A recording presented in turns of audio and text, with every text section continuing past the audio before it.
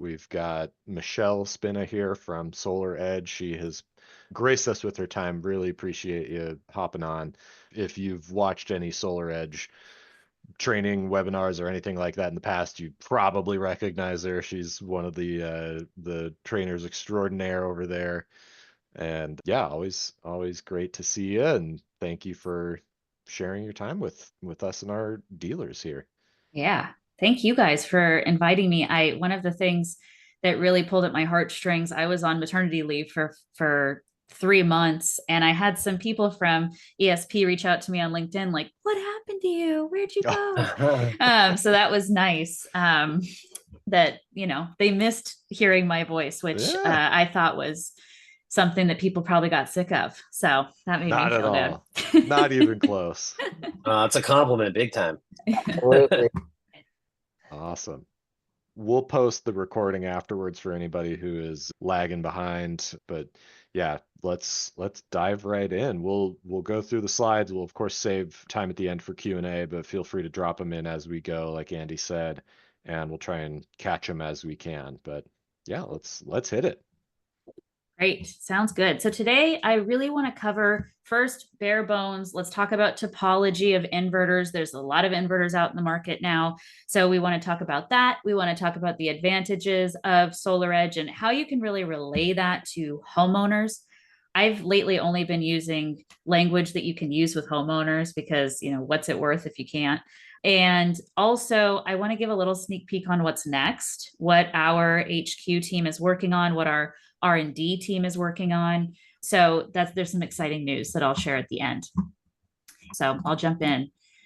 So first question I get every single day from sales reps is, I was told that SolarEdge is a string inverter. Is that not the case? And if you remember anything from this session, it is that SolarEdge is not a string inverter. We are what's considered an optimized solution. And there's big implications to that because we want to make sure that your homeowners get the most out of their system possible. And you can be really confident that when you're selling SolarEdge, you actually have the most efficient system on that homeowner's roof, on any system that you can actually sell that homeowner.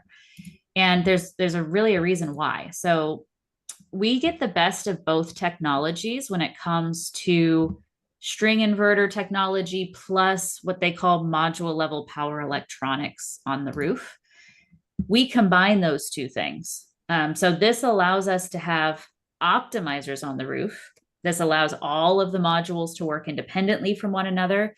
We want that to happen because if there's any modules that are shaded, if there's any modules that are not producing or not performing, we don't want that to impact the rest of the system. We want that to just really be honed in on that one module. So optimizers allow us to shift that energy around the roof to maximize what's happening for your homeowners. And we'll go into that a little bit more.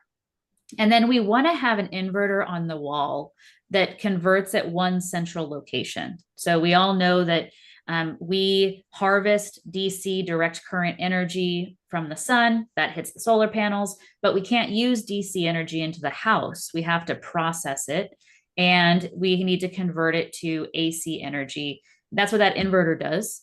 And we want to convert at one central location because that allows us to lose less energy in that conversion if we only convert at one place. So it allows us to be the most efficient on the market. Let's talk about the other topologies that are out there. String inverter. So this is what we sometimes get mistaken for because we have an inverter on the wall. But remember, you can't install a SolarEdge system without optimizers on the roof. So they're always going to be a pair. So string inverters, the pros of them, they're inexpensive. The cons, though, is that they're always going to perform at the worst performing module on that string. So if there's shading, obstructions, anything, it's affecting that entire string, that entire system. And it's not just shading, it's all of these other things. We call it module mismatch. If there are soiling. So it's funny because we say it's soiling, but what we really mean is bird poop, snow, dust, any of that stuff can impact the production of the system. If you have a string inverter, all it needs is one of those modules to have any of these circumstances, and it's going to impact the production of the entire system. And that's just because it doesn't have module level power electronics. So less efficiency, less production is really what that equates to. Right now, probably the most popular string inverter on the market is Tesla. So if you're going up against Tesla in the house and you really want to maximize the conversation with the homeowner and you're trying to sell SolarEdge, it allows you to say, you know, Mr. Homeowner, we're giving you the highest production, the most efficient system on the market possible. We have done some analysis in terms of what this equates to from your homeowners. So same size system. In Aurora, we've built these models, light shading, medium shade, and heavy shade. What does that homeowner actually get in savings if you're using SolarEdge versus a string inverter? And what we find, especially in heavy shading situations, is almost $30,000 over the lifetime of the system that the homeowner would save just by using the SolarEdge technology because of the efficiency gain. And so we really just want to maximize what's happening on the roof. We all know that right now, it's especially essential that homeowners can really suck all of the juice out of those modules because of utility rate changes, NEM changes, all of that. We have to be able to ensure the homeowner is getting the most production possible. Okay, microinverters. These are great. These are module level power electronics. This is probably our biggest competitor because they're somewhat similar in terms of module level power electronics and efficiencies. The pros is they're now optimizing each panel, kind of like we are, right? Because if one is shaded, the rest of it's not impacted. The challenge here, though, is these are actually converting that energy at every single module. So there's only a certain amount of energy that can be converted at a module level. And let's talk about it in terms of cups and buckets. And this is sometimes, you know, when I go up against a microinverter in the house, I've now been in solar for 14 years, which seems nuts. But when I used to sell against a microinverter solution and homeowners asked for, hey, I want a microinverter, I would say this analogy. So, you know, Mr. Homeowner, think about all the solar panels on your roof as the faucets, a line of faucets. If you turned all of those faucets on, would they have varying levels of water pressure or would they all have the exact same water pressure? And homeowners can usually say varying levels probably, just because they're not all exactly the same. So if you turn all of those on at one time and you put cups under each of those faucets, some cups are going to fill up, right? Some are going to overflow because of the high water pressure, and some are not going to fill up all the way. So this is actually what's happening on the roof. You can think of those faucets as your solar panels, dependent on where the sun's at, dependent on if there's shading or no shading. Each of those modules are going to be performing at different levels. And so if you put a microinverter on that module, it's always just going to cut off at a particular point. So if there is a module that has the potential to overproduce, that energy is going to be lost. But what we do with SolarEdge is, let's talk about same faucets. We turn them all on, varying levels of water pressure. We're collecting all of that water or energy in a bucket, one large bucket, which is that inverter on the wall. So underperforming modules are making up or are being made up by overperforming modules. We can take that overperformance and harvest it in one location, which is that big bucket, that inverter on the wall. And so that's how we have the increased efficiency. Okay. So the optimizers don't clip out or throttle any overproduction then? Yeah, that's right. So optimizers are not converting at all. They're just maximizing what's happening on the roof, allowing each module to work independently. Got it. Super cool. Important distinction. Yeah. I mean, for sure, not something I ever knew when I was selling. And so this is something that's important to note. So just on the roof, this is kind of an equation or an illustration of what's happening. SolarEdge over on the left-hand side, let's talk about string inverters. There's a cloud that goes over one module. All of these other modules are going to be performing at their highest levels. With a string inverter, if this module is performing at 70%, the rest of it's performing at 70%. Here is a microinverter. So 70%, because there's a shading with SolarEdge, all of these are going to be performing at the highest possible levels. With a microinverter, it's going to be clipping, just like was referenced. So at a module level. So just quick fun fact, IQ8 plus, maximum amount that microinverter can actually produce is 290 watts. So if you have a 400 watt module, that's always going to be producing at a maximum of 290. So that's what clipping means. There's like a little bit off the top that's always going to be cut off. What SolarEdge wants to do is, if it's capable, if that module is being hit by the sun at a great spot and it's capable of 400 watts, we want it to be able to do that if it's possible. Okay, so that's the only thing. I always think about it as we want those modules to reach their full potential if they can. Okay, so with a microinverter, they're never going to reach 400 watts just because they clip at that level. And I want to reiterate, both of these technologies, string and microinverter, great technologies. That's why they're here. But when you're talking about SolarEdge, we just have a more efficient system. So that's going to be how you stand out with our product. Super cool. Yeah. One other piece that homeowners like to know is that with SolarEdge, your system can start up sooner and stay on later. So it's going to start up sooner in the morning, stay on later at night, because it only needs 8 volts to start up. A microinverter solution needs 25. So that is also a reason why we're producing more, because we're starting up sooner, staying on later. I do want to address this really quick, Chad. That is a really good question. If micros are sized properly, will they still be clipping power? They will always be clipping a little bit of power because of, and you can see it on their spec sheet, on what the maximum continuous output is. That's the line item that you're looking for. It's going to be clipping a little bit all the time, just because of the technology of a micro. Depending on which one you're using, it's going to be clipping less or more, dependent. So SolarEdge Home, full ecosystem of products. I'm sure everybody's noticed that manufacturers are getting into an ecosystem because we want all of our products to talk to each other to make intelligent decisions for your homeowner. That's really essential. So we have inverters that are paired with batteries.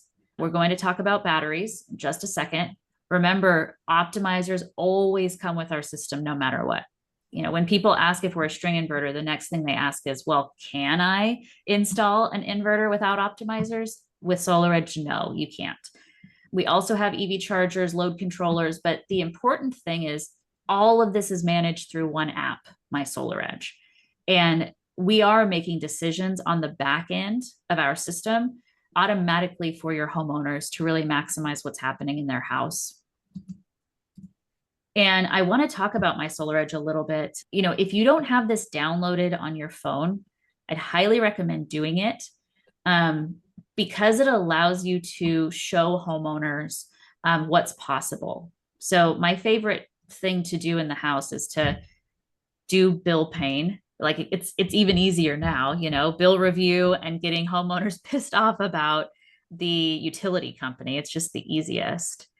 That's really fun. But then what I love is to show mySolarEdge as a solution, an alternative to the utility. And that allows us to really illustrate what their possibilities in transparency of their energy ecosystem could look like.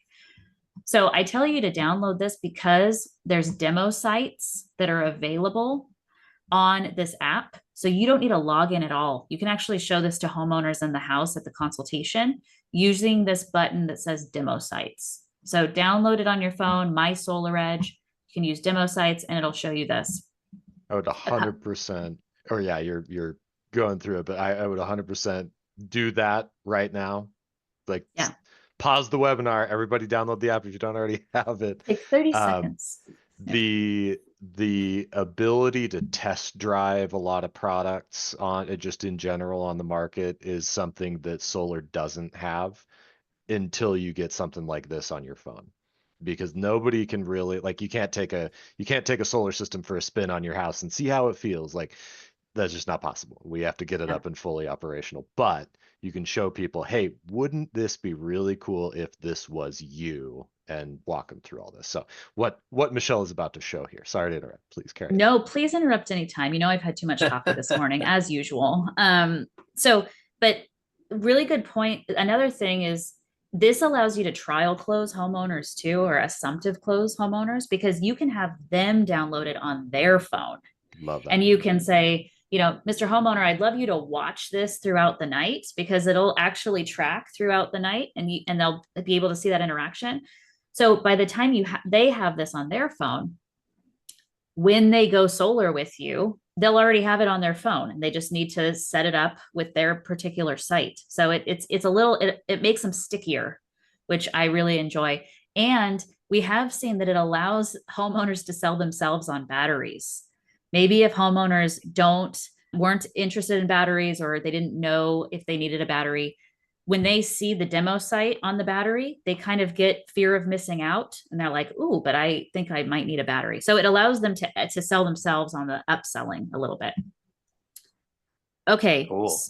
So just a quick tracker on this. This is going to show your homeowners the daily production right at the top, and in real time. This updates in real time on a regular basis. It's going to show how much the solar is producing and where that energy is going. Are we charging the battery, sending it to the house, sending it to the grid? It's always going to show that in real time on the app. It's going to show them system analytics of month, year, lifetime. They can look at it on day, week, month, year, full billing cycle. And like I mentioned, it follows them throughout the night. So you'll see that this background starts turning to dusk. It'll turn to night. If it's raining, the app will be raining. It's kind of cool because it shows the real-time situation for homeowners. A couple of notes on back end too is battery modes. This is something new, probably from last time we all talked, is your homeowners now have access to battery modes. Installers are always going to default the battery mode to what is most beneficial to that homeowner in most cases. And so I would recommend, you know, telling homeowners, hey, we set this up for you as a default, but battery modes are accessible for homeowners to also adjust if they want. Maximize self-consumption is a mode that would be, and this one is really cool to watch, because what happens is this is touching the grid as little as possible. This is cycling, charging the battery, powering the house, and it's just a rotating circle of, we're going to charge the battery when we can, we're going to power the house with that, continually charge the battery. We're going to send to the grid and pull from the grid as the very last resort. So that's what maximize self-consumption would be. Time of use in markets like California, you always want to set it to NEM3, time of use, so that it's discharging the battery at really advantageous times of day.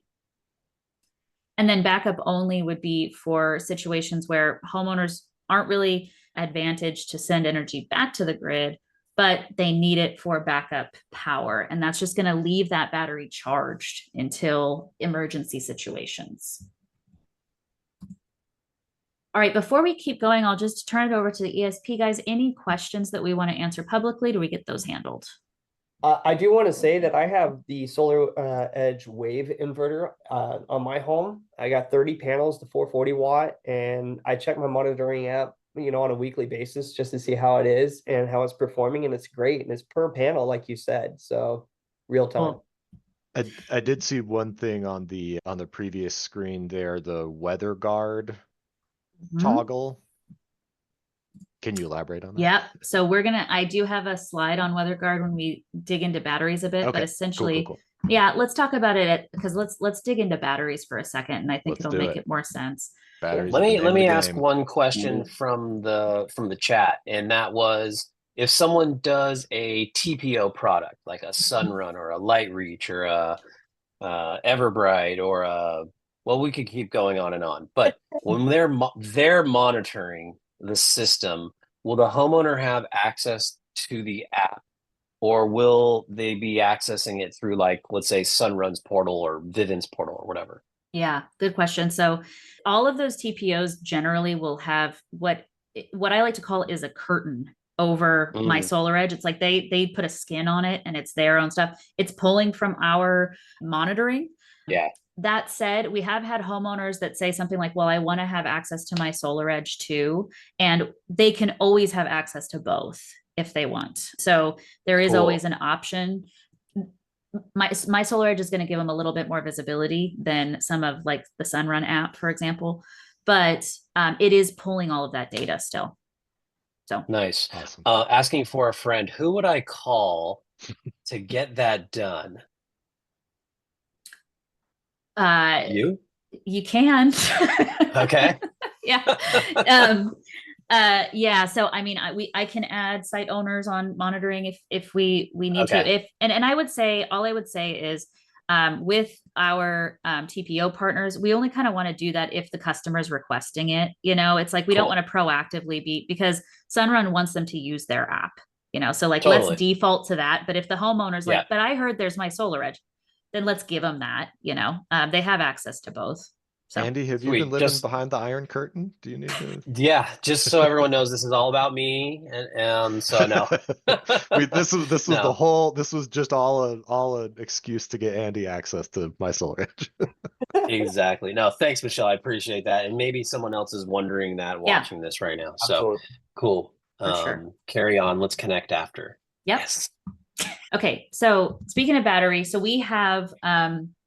This is all the same battery, but we kind of have different configurations you can do. So I think, you know, the biggest one we're hearing lately is full home backup, or partial home backup. We can absolutely do that. Our battery allows for up to 3 batteries per inverter and up to 9 batteries on the house if that homeowner really wants 9 batteries. So that would be 90 kilowatt hours of capacity. So you can mount them on the wall or the floor. So we have some flexibility on installation. Essential home backup is usually 1 battery or 2 batteries. We're seeing 2 batteries to be even more popular lately, which would be 20 kilowatt hours, 10 kW continuous power. That's kind of the sweet spot because that allows them to power a couple larger loads. And people have kind of been defaulting to a 2 battery system more. And then we have something called rate saver, which is really just for self-consumption. Going back to the bucket analogy, this is another bucket. This is really using the battery as just a bucket to store energy during the day and discharge it at night.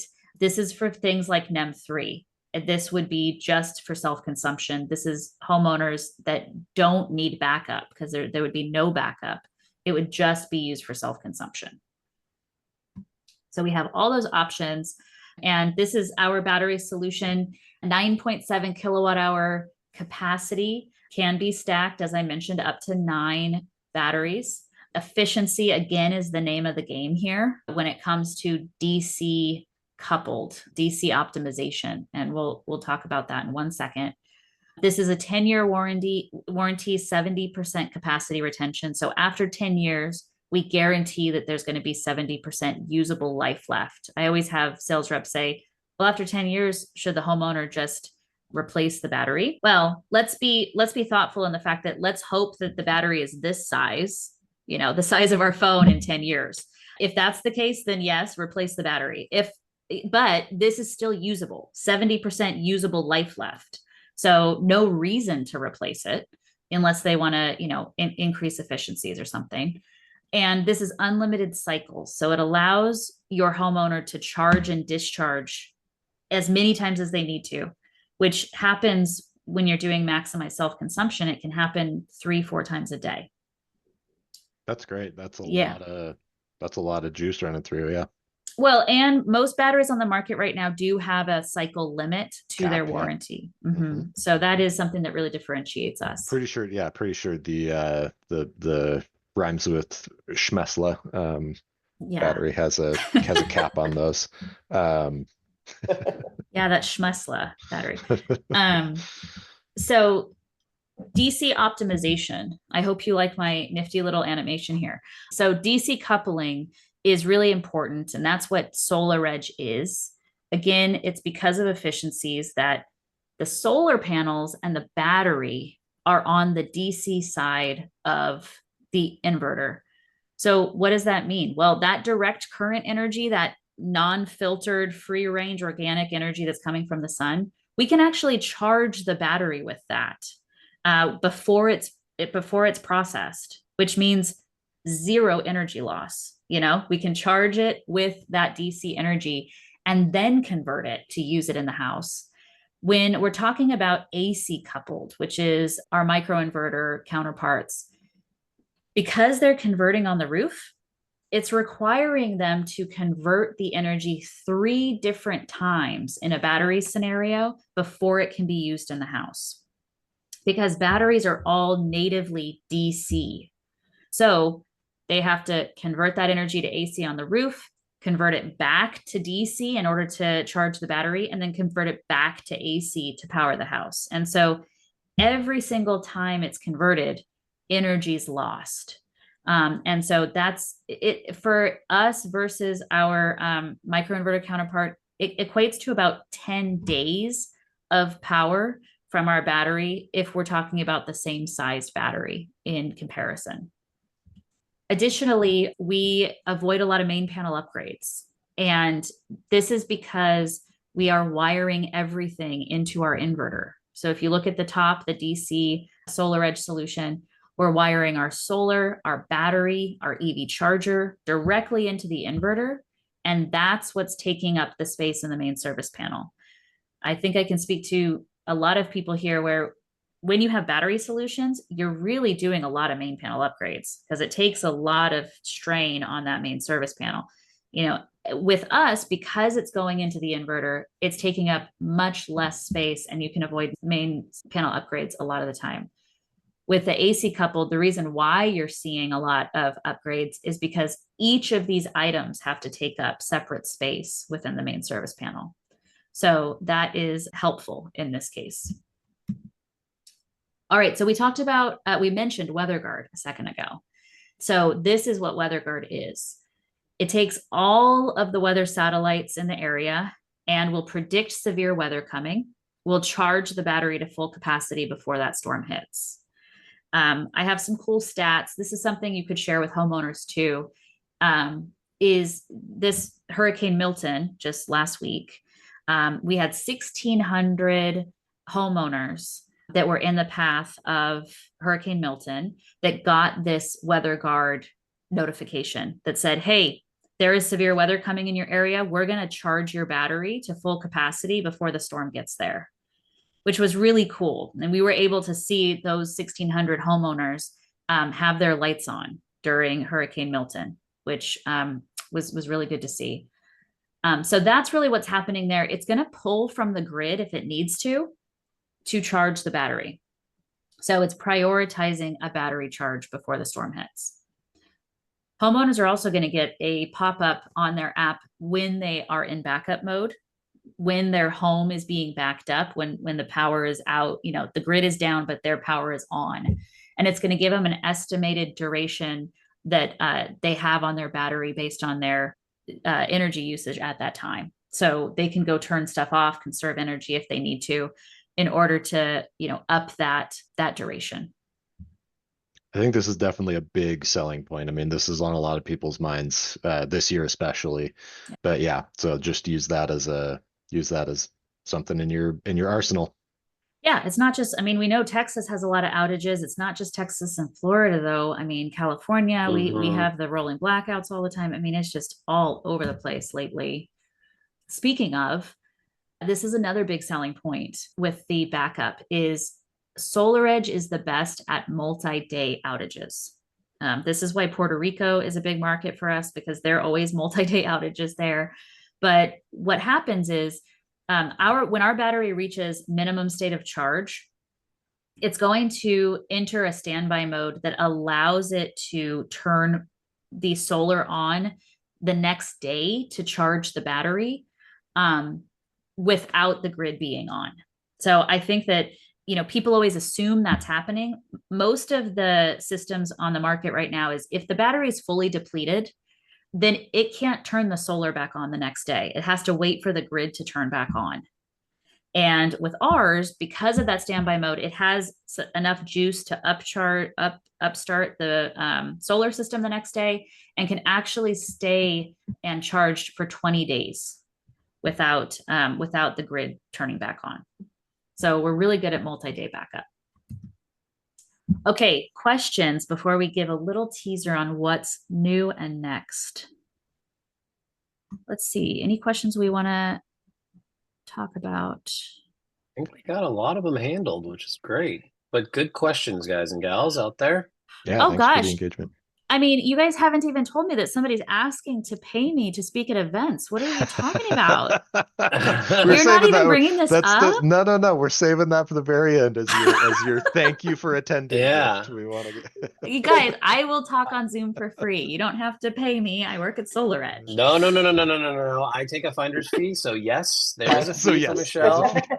I'm her agent, so that's why I said maybe in the answers. Okay, so nice. I will give some real cool news is that we are now manufacturing all of our residential inverters in our Texas facility. Nice. Ooh, and cool. all of our optimizers in our Florida facility. So we are made in America. This is super important for us. This got up and running within a 6-month time period. So it went super fast. For this team, this is applicable because a lot of homeowners ask, do you use made in America products? Yep, we do, right? And also just for this team, we do tours at these facilities as well. So this is Austin, Texas, and Seminole, Florida. So if you're a factory nerd like I am, you're absolutely invited to come do tours with us. I would love for you to come join us. Very cool. I know the domestic content play is happening, and it's a term that a lot of people are throwing out. It ultimately means some extra benefits to both homeowners, dealers, reps, you name it along the way. And so this definitely helps out with that domestic content play in receiving those extra incentives. Good stuff. Yep. Okay. I'm going to give a teaser that no other group has seen. Okay. So if I'm fired after this, maybe it means I do need to start being paid for if anybody went to RE Plus, they might have gotten a little taste of this. That's why I think I'm okay. Okay, I think you're okay. Yeah. I think you're okay. The next thing on the docket though is this really cool stackable modular battery. We're all, as mentioned, we're all trying to get smaller with our batteries, and we definitely are. This is actually going to be up to 200, almost 212 kilowatt hours per house if the homeowner needs it, because you can stack all of these one on top of the other. Each of them are 4.4 kilowatt hour capacity. They are really small. I mean, when I tell you they're a small box. Our new inverter is actually that inverter that's on the wall in this slide as well. So completely different form function than what we've had before. Yeah. It's cute. Yeah. And they can also, the inverter can actually stack right on top of the battery as well. So you can have, up to 4 batteries on a stack and then have the inverter on top of it. And it just looks like a sleek design there. Yeah, just like a little fridge in your garage. Kind of. Like that. Yeah, a little bit. Yeah, that's awesome. I think that's a big, little. I think aesthetics are definitely something. And yeah, somebody mentioned in the Q&A here, like we all want to get smaller. We all want to make sure that nobody's having to move their entire, all their Halloween and Christmas decorations out of the garage just to put in it. Yeah, all that good stuff. So Yep. Agreed. And, we're just looking for more power and smaller systems and batteries. And also what I love about this is we're going to have one inverter size, 11.5 kW. So one of the challenges that, sales reps have a lot of the time is selecting the right inverter. You'll only have to select one inverter. Nice. This is, so I will reiterate, this is coming out closer to, second half of next year. So I don't want this team to be like, well, I'm going to tell Yeah. my homeowners to wait. Gotcha. No, No, we have a right. situation right now that works perfectly. Yeah. You touched on something earlier that I did want to, the biggest, well, not the biggest, one objection that a lot of people get, I think, is like, well, why don't I just wait for something cooler then? You're still paying a power bill for no reason the entire time you're waiting. And why would you do that? Like like you just said, it's a perfectly good solution right now. There's absolutely no reason. Incentives are good.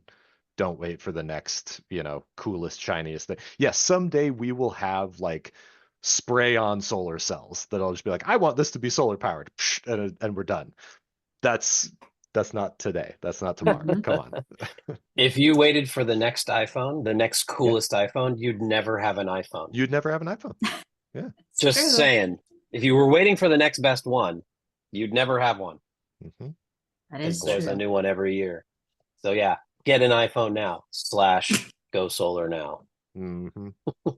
Yeah, and I mean, one good point too for this group to know is that these batteries are going to be retrofittable to the inverters today. Again, not to say don't sell a battery today, sell a battery today, but if you have, a customer late next year that wants a battery and they already have one, but they want another one, you'll be able to add these new ones too. So just a sneak peek for what's coming. Fantastic.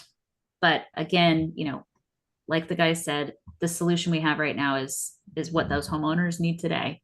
Yeah, don't take the next year off. Keep selling. Don't just sell solar only for the next year.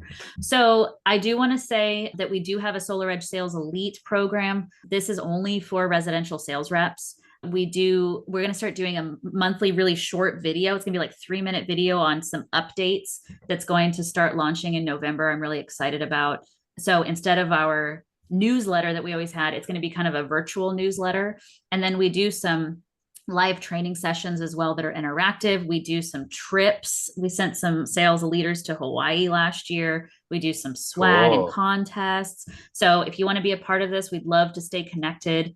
This also allows you to tell us, like give us feedback, ask us questions. We have a team of just sales experts that answer the questions for sales leaders.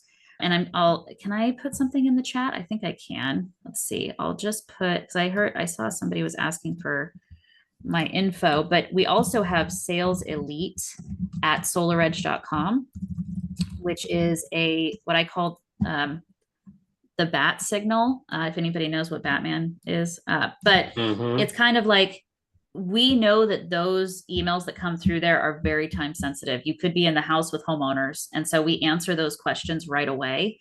And we have a team of people watching that. So that's a really good place to ask questions. We'll get the recording out and we'll get that email out with, with the recap. Your info as well. Yeah. Yep. Yeah. Great. And yeah, you can always reach out to me anytime too. So as you know, I'm on trainings all the time. So, but text messages, emails are awesome because I can multitask. All right. Cool. Any other questions or anything we want to cover? Michelle, thank you so much. Yeah, absolutely. Awesome. I will connect with you after. I see in there. Yeah. I think this has been an awesome one. Great. Yeah. Thank you guys for having me. I can come back anytime. If there are any questions, the team's going to send out the recording and my information. So please reach out anytime. Awesome. We really appreciate you, Michelle.